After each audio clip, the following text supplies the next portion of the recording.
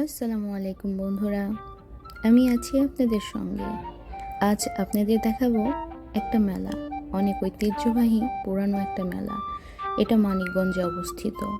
আমি আর আমার বান্ধবী আমরা গিয়েছিলাম মেলায় ঘুরতে। আমি তো মেলা দেখে অবিকল আমার ছোটবেলায় চলে গিয়েছি।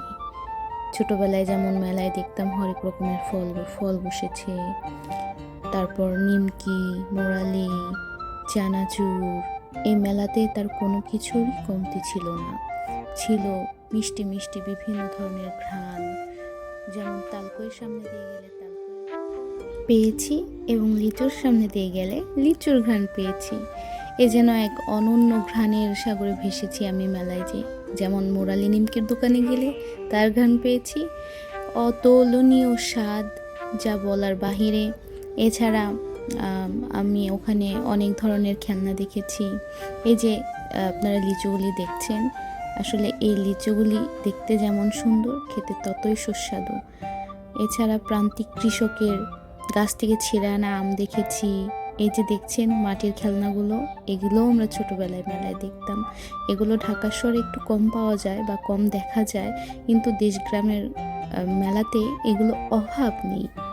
এছাড়া এদের ব্যবহার অমায়িক ছিল। এই যে পাশের আঙ্কেলটা ছিল মোরালি নিমকির দোকানদার, তিনি বারবার আমাকে বলছিলেন, আন্টি একটু ভালো করে ভিডিও করবেন আর ভালো করে ছাড়বেন যাতে আমায় সুন্দর দেখায়।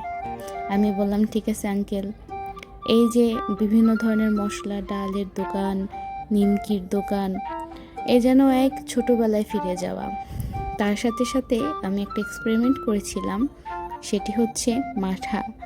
এই মাঠা নাকি অনেক ভালো, অনেক শক্তিশালী, সুস্বাদু এই সেই বলে আমার কাছে পটিয়ে পাটিয়ে 1 গ্লাস বিক্রি করেছিল, যা আমি আগে কখনোই টেস্ট করিনি।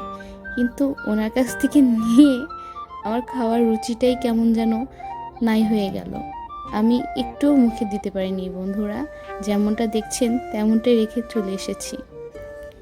এছাড়া এই মেলায় আরেকটা জিনিস দেখেছি, এই যে খেলনা দেখছেন, এটা আমরা ছোটোবেলায় দেখেছি বা খেলেছি। মেলায় গেলে এই খেলনা ছাড়া আমরা বাড়িতেই আসতাম না। বাবাকে বলতাম একটা হলেও কিনে দিতে হবে। এখন তো সেই দিন চলে গেছে। এখন আমরা খেলনা কিনে দিই আমাদের বাচ্চা কাচ্চাদের। এছাড়াও মেলায় হরেক রকমের কসমেটিক্স সামগ্রী উঠেছিল, যা দেখলেই শুধু কিনতে ইচ্ছা করতেছিল। আর মেলায় ঘুরে মনটা ভরে গেল। সেই পুরনো দিনের কথা বারবার মনে পড়লো, তাই আপনাদের সঙ্গে শেয়ার করলাম। ধন্যবাদ।